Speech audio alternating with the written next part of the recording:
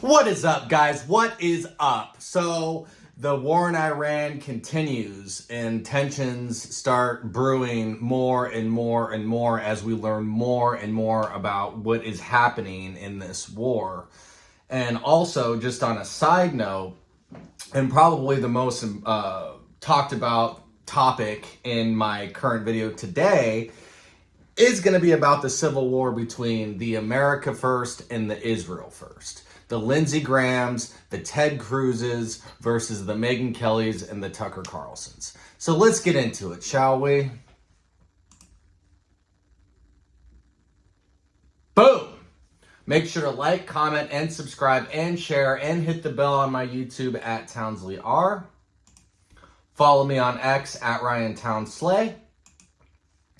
And follow me on Facebook page at Townsley R. So I asked Gemini just to give us the current updates as of March 10th. So operational updates, intensified strikes. Secretary of War Pete Hegseth announced that March 10th would be the most intense day of strikes yet, featuring the highest volume of fighters and bombers deployed since the start of the conflict on February 28th. The U.S. officials claim Iran's military is badly losing, with over 80% of its missile launchers and 46 naval ships reportedly destroyed. CENTCOM reports that B-252 and B-2 bombers have successfully targeted underground missile launchers and command control posts deep inside Iran, including sites near Tehran.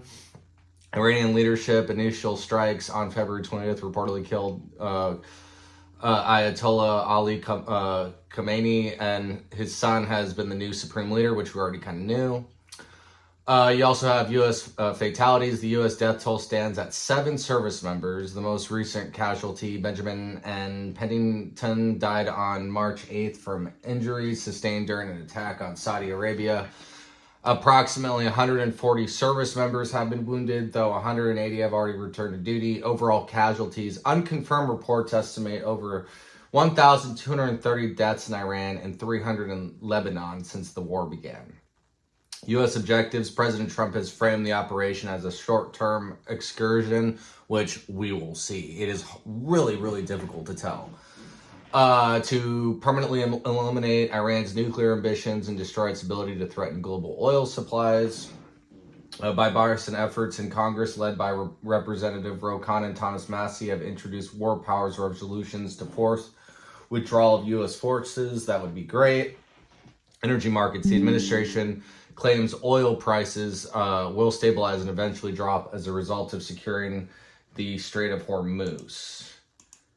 So, yeah. Let's just listen to... So this was last night, okay? Lindsey Graham, Mr. Catman, he has no kids, no children to send to these wars. Just listen very closely to what he says, because somebody like me, okay, with my opinions, my viewpoints, if Lindsey Graham went back and watched all my videos on Epstein and all my videos on Iran, Lindsey Graham would think I am anti-Semitic. Now, to the people that actually watch my videos, comment below in the comments, am I anti-Semitic? I don't think I am. I think I'm just anti-war. But these people think that being against the Iran war means that you're anti-Semitic. Listen to what he says about where he stands with the American people. Listen closely. All the anti-Semites to all the isolationists. Listen to that one more time. All the anti-Semites to all the isolationists. He's saying to all the anti-Semites, he can't even say it right, and the isolationists. This is who he's talking to right now. All the anti-Semites to all the isolationists. I don't believe. Forget it. I'm not with you. I'm with Israel. I will be with Israel to our dying day. They're the best ally we could hope for. So we have a commander-in-chief in President Trump, who I think is Ronald Reagan plus. He puts Israel ahead of me, an American citizen. What he's saying is, to all the American citizens that are isolationist, to all the American citizens who are anti-Semitic according to his definition, He is saying that I don't support you. I put Israel ahead. Israel. He's Israel first. If you are an isolationist, if you are against this war, Lindsey Graham doesn't even care about you. He cares about Israel. That is so un-American. Like, imagine if it was, I don't know, Ilhan Omar who says that the same thing. Oh, if you don't support Iran, then I'm not with you. I'm with Iranians. It's the same thing. And here's Pete Hegseth. This is just going off of the war updates that I had just said. Pete Hegseth saying that today is going to be like the biggest strike so far, the biggest attack. Today will be yet again our most intense day of strikes inside Iran. The most fighters, the most bombers, the most strikes. Intelligence more refined and better than ever. So that's on one hand. On the other hand, the last 24 hours have seen Iran fire the lowest number of missiles they've been capable of firing yet. Just the bifurcation, just the trend lines that we talked about on our first briefing. You see, this is not 2003. This is not endless nation building under those types of quagmires we saw under Bush or Obama. It's not even close. Our generation of soldier will not let that happen again, and nor will this president, who very clearly ran against those kinds of never-ending, nebulously scoped missions. Those days are dead. Instead, we're winning decisively with brutal efficiency, total air dominance. And the problem is, no matter what happens at the end of this war, no matter what, the Trump administration is going to declare victory. They're going to sell it to the American people like we won, we were victorious, even if this war goes on longer than a year. Or just think about it. First of all, we don't know how long this war is going to go. He's saying that it's going to be short. Well, how short? We don't know. Because if the Bush administration, if the Obama administration couldn't successfully do a quick and clean regime change, which, by the way, this Operation Epic Fury has not been quick and clean. But anyway, if Obama and Bush could have done a quick and clean regime change in Iraq and Syria and Libya, they weren't able to accomplish it. They failed at those missions. So why should I believe that the Trump administration, going up against a bigger country filled with 80 million people with much more treacherous terrain, why would I think that he's going to accomplish it quick, simple, and better than the last administrations are? We just have to take him at his word, right? And again, the other theory is they don't even want regime change. The other theory is Bush, Obama, they weren't failures. They were actually part of the plan. And the plan is to destabilize all these Muslim countries, destabilize Syria, destabilize Libya, destabilize Iraq, destabilize Afghanistan. Because if you destabilize all those countries, and then Iran being the final boss, the final climax of the destabilization effort, once Iran is destabilized, it doesn't really matter if a new leader comes in or if it doesn't matter who's in charge of the country, because at the end of the day, as long as Iran is destabilized, they will not be able to build a nuke. They will not be able to be a threat to Israel, because again, this is about what Israel wants. Israel wants to control the Middle East, and in order for Israel to control the Middle East, all these other countries need to be destabilized. Now, the sick thing is, if Iran becomes destabilized and it starts a massive civil war and a humanitarian crisis and people are starving, they're killing each other, women and children are killed, right? To the Israelis and to the war hawks, as long as Iran can't build a nuclear weapon, they will say this is a success. Even though me analyzing the situation, I'm not eating up the war propaganda. I'm just watching the facts. I'm looking at the casualties. I'm looking at the damage. I'm looking at the dynamics around the other countries. And what I'm seeing is a very, very complex, difficult 5, 6, 8D chess match That at the end of the day, you're risking American soldiers' lives, you're risking innocent Israeli civilian lives, you're risking innocent Iranian civilian lives, you're risking all the countries around them civilian lives. And we have a bunch of schoolgirls that just got killed. Like I said in my last video, deciding to go to war with Iran has resulted in the politicians, the Trump administration saying, yes, it is worth schoolgirls getting killed to start this mission. And the other thing, Pete Hegseth, he might be in trouble because I guess Nick Shirley is going to look into Pete Hegseth's spending because Pete Hegseth might be involved in some fraud. Pete Hegseth blew billions on fruit basket stands, chairs, and crabs. The Defense Department went on a $93 billion spending spree in 2025. Nick Shirley comments on below. I'll look into it. Maybe we can work together on it. Nick Shirley might be taking down the Secretary of War. This is insane. And then I guess the White House wants us to stop talking about mass deportations because Trump kind of came out and said, we're not doing mass deportations. We're only going after criminals. But then he withdrew from Minnesota, capitulating to the left. See, Donald Trump doesn't really care about that. Donald Trump's main focus is Iran. Since he took office in 2025, he's met Bibi Yahoo 7 times in the White House. He is laser focused on Iran. He doesn't care about anything else. That is just a vehicle to get him elected. Saying mass deportations was a vehicle to get him elected because why isn't he focusing more on a border wall? He's not. He's not building a wall. He's not cracking down on fraud in Minnesota. He withdrew from Minnesota. So he cares more about Israel and this war than he does the United States. And here's another very, very disgusting, scary thing.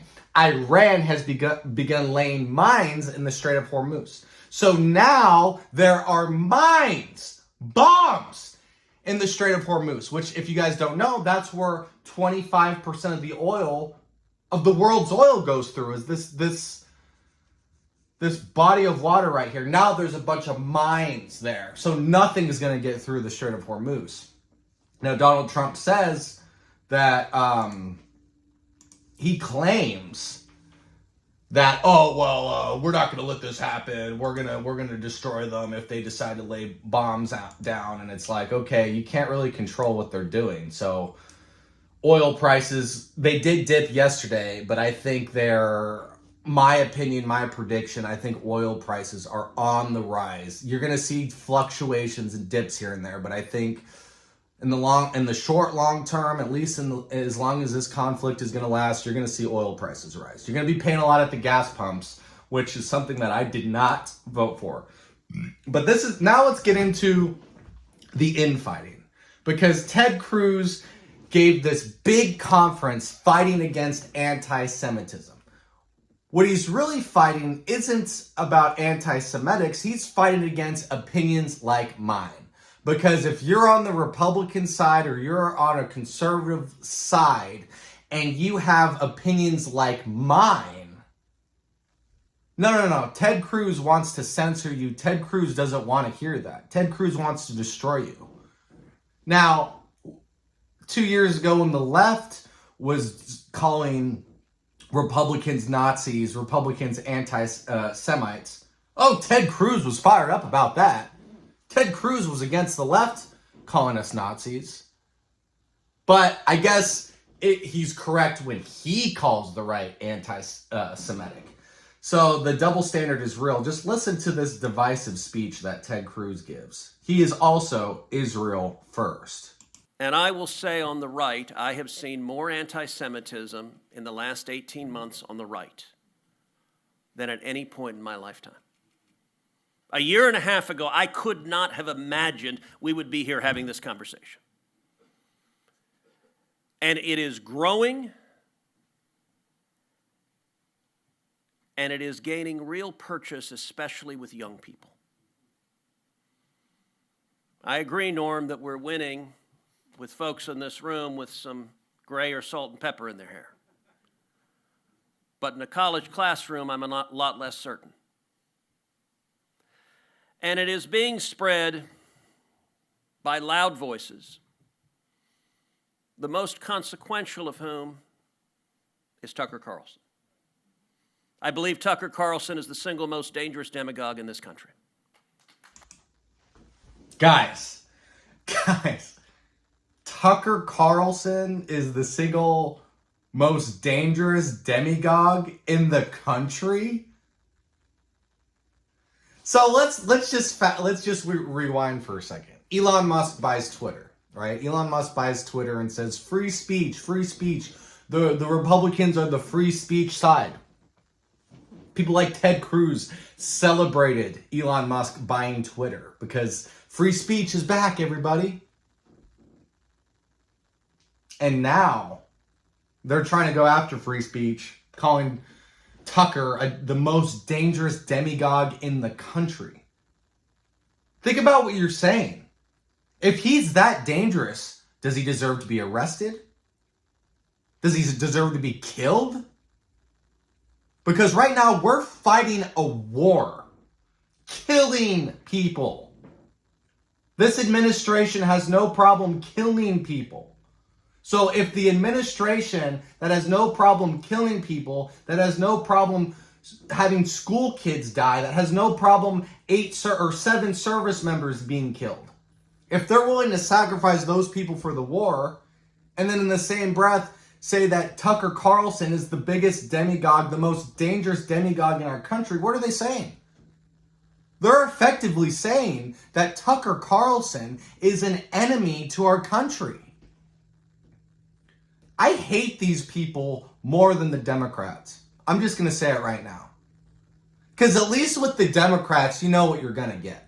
At least with the Democrats, you know, yeah, they're implying their corruption. They're not hiding from it anymore. At least you know what you're getting with the Democrats. But when you vote for the Republicans, I mean, they will use your viewpoints as a vessel to get elected. And then they will lie to you. They will gaslight you. And they will turn on you. Just like that. I voted for Trump. And now people like Ted Cruz are turning on me. They're trying to censor me. They're trying to cancel me. This is just disgusting. So yes, Ted Cruz is worse than any Democrat right now. I'm serious. I'm serious. That's just how I feel. He is a snake and he cares more about Israel than our own country. Just like Lindsey Graham. They care about the Israeli citizens more than people like me.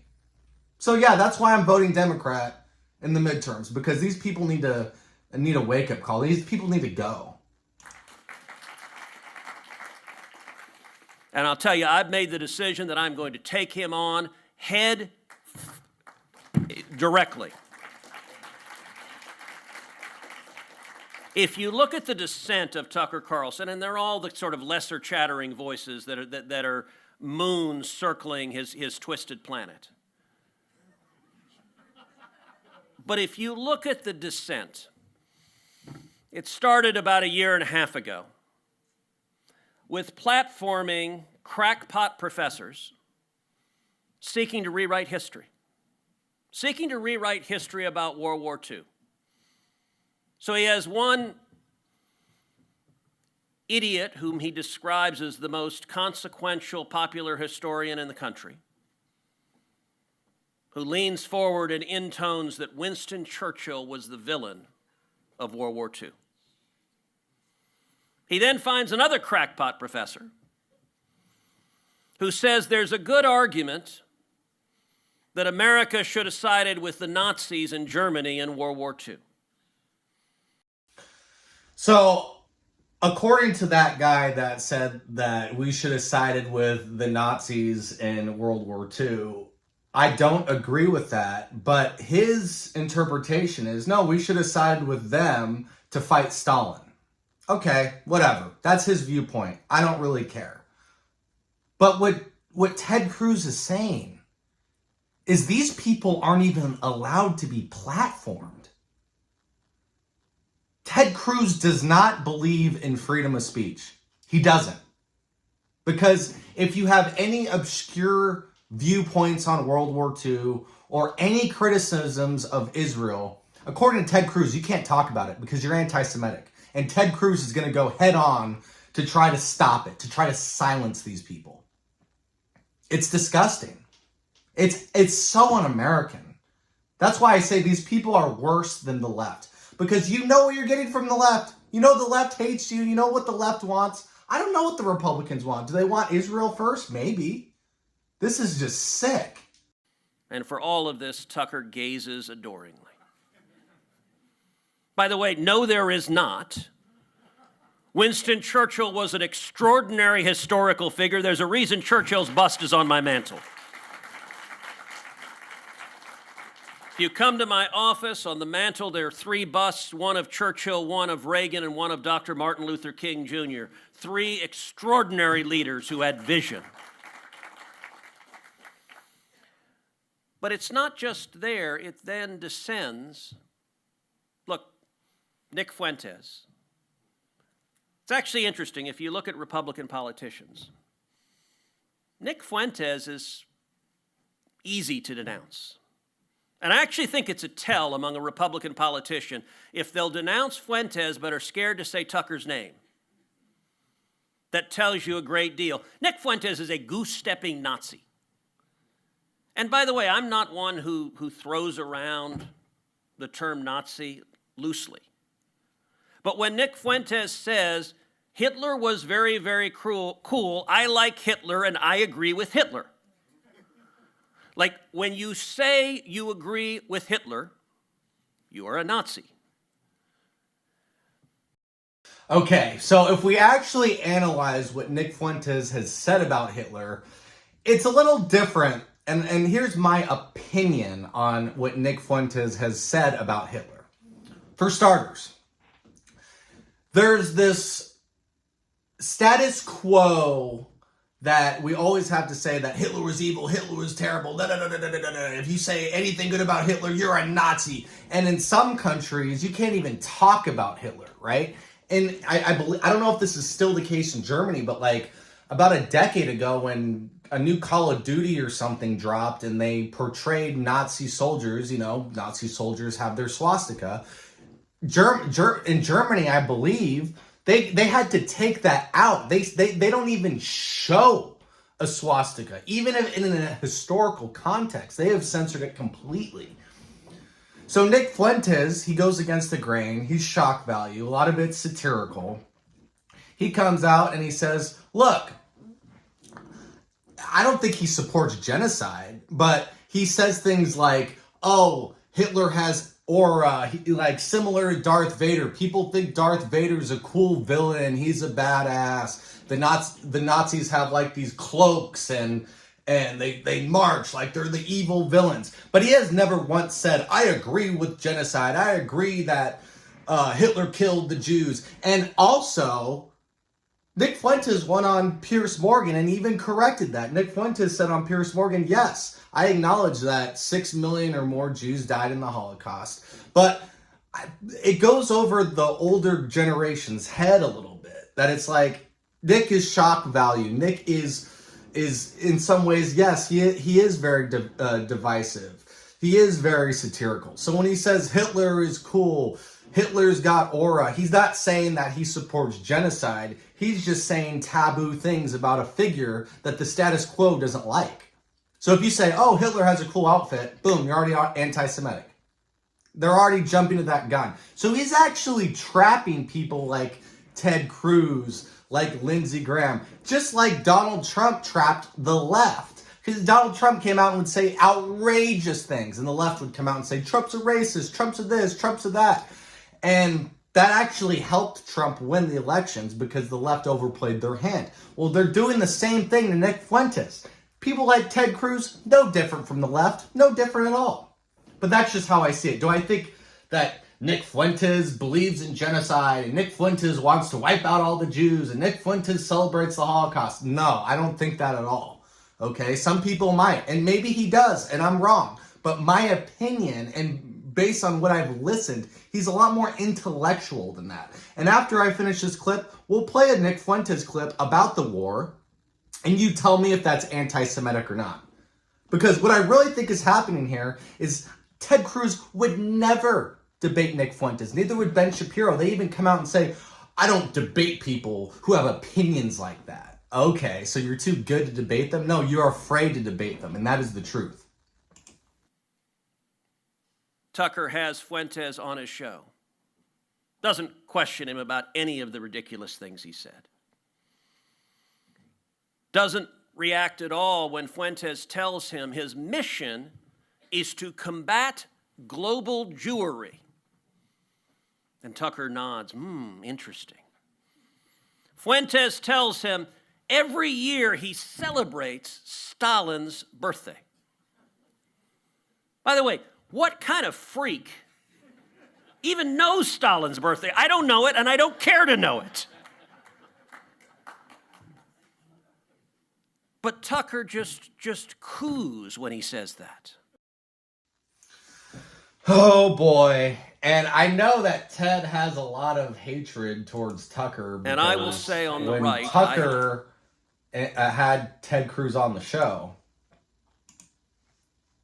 the internet definitely... Hold on. Is my computer freezing?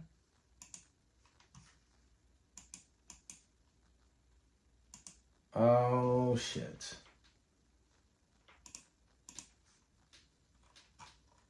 Sorry, guys. My computer's lagging. What the hell?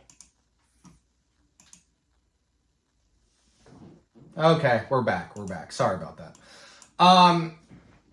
Anyway, let's just listen to Nick's take on this, because Nick's well-read.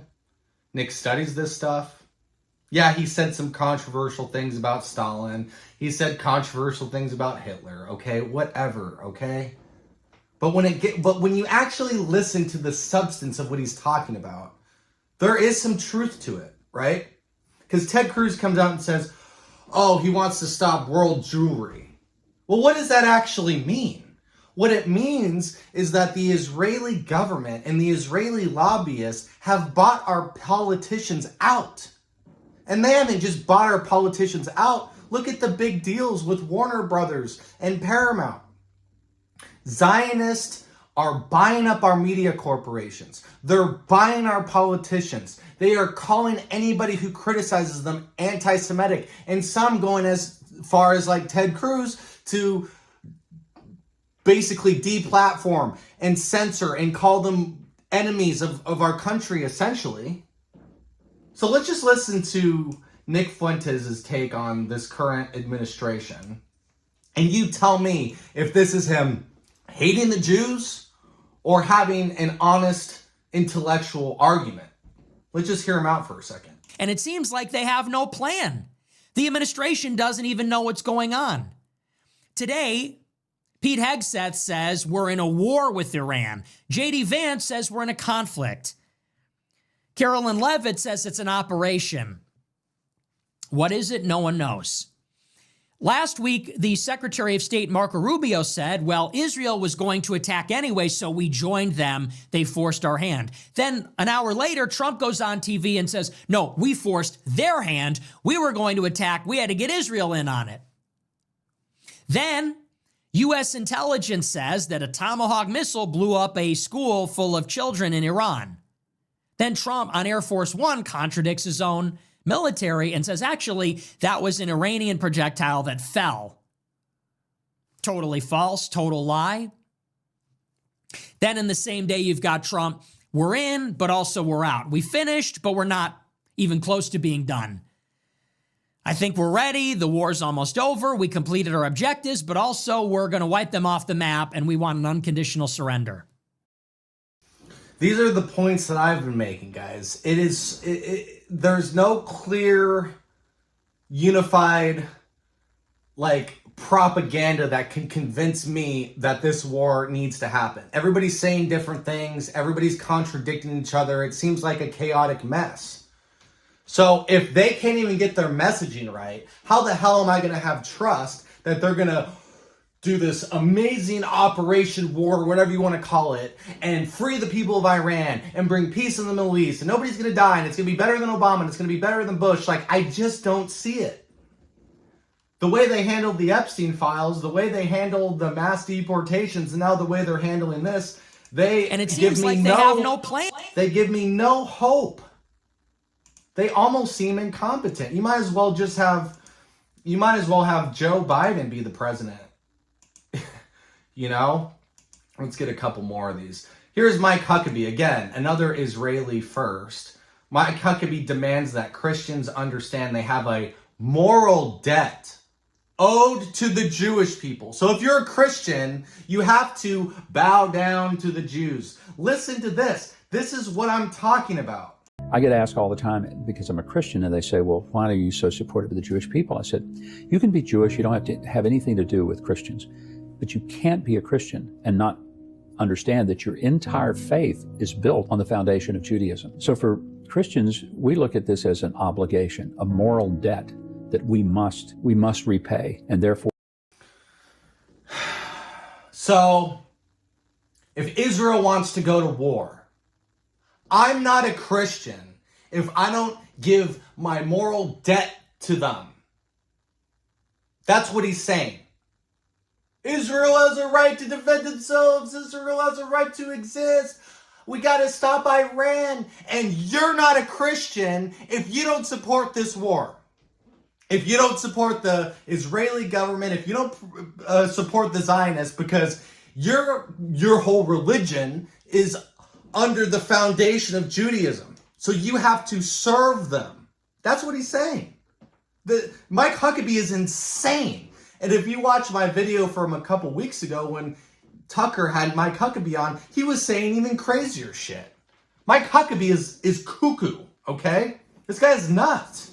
Or I don't understand anyone who says, I'm a Christian, but I don't really want to support the Jews. Well, how can you do that? But it is not the view of those of us who are what I would call biblical believers that accept that what the scripture says about the Jewish people. In Genesis 12, those who bless Israel will be blessed. Those who curse Israel will be cursed. It gets pretty simple. I say there's a miracle every day in this country. First of all, the problem is modern day Israel is not the Israel that the Bible is talking about. The Bible says that Abraham's descendants are privileged to that land, right? Now, I don't think that Abraham's descendants are people that just claim to be Jewish, of spiritual Jews around the whole planet. I think that doesn't make any sense at all, and I've said that point many times. So this shit, it just gets even crazier and crazier, but this is another thing. This is the true split in the Republican Party, because this Republican that's running in Florida, listen to what he said. So Dante is a Marine Corps reservist. Dante, thank you for your service. Yeah! He asked me to sign his Kevlar helmet, and I said what I'm going to sign on this helmet, the Department of War, the Pentagon, the bureaucrats may not like, but every American would agree with, no matter your political affiliation. And what I wrote on his helmet is this: no American should die for Israel. Yeah! So, damn straight. These Republicans right here, these are the ones that are the future of the party. The Ted Cruzes are gone. This is the future. Because look, Trump is trying to destroy Thomas Massie, another Republican, because Massie's against the war, and Massie tried to expose the Epstein files. Massie says they're paying to bus people to the Trump event in my congressional district. What they'll discover is Trump fans in Kentucky and across the entire Commonwealth also support my work on the Epstein files. Reining in spending, ending forever wars, draining the swamp, and food freedom. Trump is paying people. He is busing people in to destroy Thomas Massie. This is why I don't support Trump anymore. He has totally lost it. And then these are the campaign ads. So Ed is Trump. Trump is using Ed to replace Thomas Massie. This is the person. But the truth is, according to Massie, he abandoned President Trump and left the Republican Party in disgust just days after President Trump won the nomination in 2026. So he betrayed Trump and the GOP. He was a never Trumper. Again, I said this in my last video. The people that Trump has aligned himself with this time around are the never Trumpers of 2016. And the people like Massie, the people like Tucker, the people like Marjorie Taylor Greene, the real America First people that actually helped him get elected this time, he pushed out. And now he's running these campaigns to try to destroy Massie. I'm Thomas Massie, and I approve this message. Woke Eddie Gowrine and liberal out of... I'm sorry, this is a Massie ad destroying Ed. State special interest groups have run millions in ads trying to tell you how pro-Trump he is. But what they haven't told you is woke Eddie Gowrine abandoned President Trump's Republican Party, a complete dereliction of his MAGA duty. Woke Eddie left the Republican Party right after President Trump won the Republican nomination in May of 2016. Just check his voter registration. That's right, Trump becomes the party leader, the MAGA movement is taking off. Disgusted by what he sees, woke Eddie Gowrine turns his back on Trump and walks away. But it gets even worse. After Eddie Gowrine left Donald Trump's GOP for over 4 years, guess when he finally changed his registration back to the Republican Party? That's right, only after President Trump was no longer in office and Joe Biden had become president in 2021. Woke Eddie Gowrine. Not just a Trump hater, a Trump traitor. Maybe I should move to Kentucky just to vote for Thomas Massie because Trump has betrayed. He has betrayed us. I'm going to end it with this Rand Paul clip. Another one of the Republicans that the very few left that we can trust. Here's Rand Paul. Just listen to what he says about the war. I did want to ask you about the machine at work when it comes to regime change and other executive and military engagements around the world. And perhaps, I mean, you know, you sit in security briefings, you have a security clearance, you know more than I do. And, you know, you're somebody who's obviously been against international interventionism for your entire career. And so, you know, your take on Venezuela, Iran, and then what seems like is about to pop off any day now, you know, Cuba. Maybe they have that one queued up for this weekend. Big, fat, loaded question, but Senator, we're interested in your take. When I look at it from several perspectives. Number one, a constitutional perspective. At our Constitutional Convention, in the Federalist Papers, they debated back and forth whether or not the power to go to war, to initiate or declare war, would be with the president or with Congress. And to a person, the founding fathers were unanimous. From Hamilton on one part of the spectrum to Jefferson on another part of the spectrum, they all agreed that initiation of war should start with the president, would start with Congress, not the president.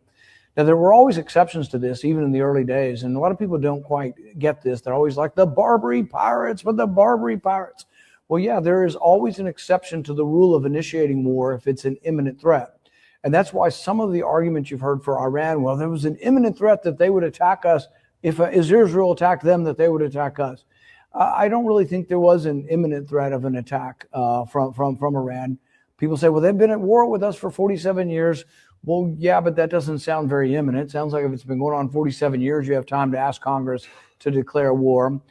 People say, well, we don't want them to have a nuclear weapon. I don't want them to have a nuclear weapon, but we were told last summer that we obliterated their nuclear stockpile. We obliterated their ability to create nuclear weapons. We're told they could have a nuclear bomb within a week. Well, we've been told that. You can look at clips. For 25 years, we've been told they're 1 week away. So that I wonder if it's more of a scare tactic and less of a reality. The bottom line is we're also told that we are going to free the oppressed people of Iran. Look, I hope and wish for them to have freedom, but if our foreign policy is to free oppressed people, we would never end. The wars would never end. There's oppressed people in Tibet, the Uyghurs, the Russians oppressed people, the North Koreans oppressed people. If our foreign policy is to go wherever it takes to free oppressed people, there is no end to that. And so I don't think that should be our foreign policy. And I think when you weigh the danger of what will topple America, what will be the ruination of America, I think the debt is a greater threat than Iranian soldiers coming up through Mexico or sending their navy to New York City. They frankly can't and won't. And it really, frankly, isn't a threat. Are they good people? No, they're bad people. Do we want them to have a nuclear weapon? Absolutely not. But I think in the end that, you know, they're already talking about, the president wants $500 billion increase in military spending. We spend $1 trillion, which is more than the next 10 countries combined, and he wants to increase that by 50%, $500 billion. They're talking about immediately needing $50 billion. And they said, well, while we're at it, since we're spending money, Ukraine probably needs some more. We gave them $200 billion already. And they also said, well, the farmers need more too, because they're being hurt by the tariffs. So why don't we pile on another $15-20 billion for farmers, maybe another $15-20 billion for Zelensky, and then another $50 billion to replace the missiles that we expended. none of that to me sounds fiscally conservative. And so I'm going to remain where I am. But I also admired Donald Trump. I thought Donald Trump was a lot different than the Bushes. He represented so much different and better, and I think in many ways still does. But I'm going to continue to advocate for the Donald Trump who didn't advocate for regime change. Yeah, I mean, you can hear, clearly your advocacy has worked in a way, because all yesterday, from Hegseth to Trump in multiple press conferences, there was a emphatic and very vocal shout against forever war. And it's like how they all let off with "this will not be a forever war." So I don't know. The president loves golfing with you. Obviously, he has your phone number and Lindsey Graham's. So I guess we'll see who wins this round. Yeah. That we will. No, Yeah. I think his instincts are actually still very good. And people, criticize me for having some opposition and some discussion with the president. But I think his instincts are still good. I think some of the people around him, I worry when John Bolton is agreeing with him. The fact that John Bolton loves this makes me worry that it might not be the best policy. It's a good way to live life, actually. That's one of the golden rules of life I will teach my sons. The only thing I will disagree with Rand Paul is I don't think Trump's instincts are even at play here. I think what's at play is people that are even more powerful than Trump. Military industrial complex is all over it. The Ted Cruz and Lindsey Graham establishment are all over it. The Zionists, along with the Christian Zionists like Huckabee, Mark Levin, they're all into it. John Bolton's also in on it. The Israelis are in on it. I don't even think Trump is even making any shots anymore. I think other people are doing that for him, but that's just my opinion. So anyway, make sure you like, comment, and subscribe, and share, and hit the bell on my YouTube channel at Townsley R. Follow me on X at Ryan Townsley, and follow my Facebook page at Townsley R. This is Townsley R signing out. Bye-bye.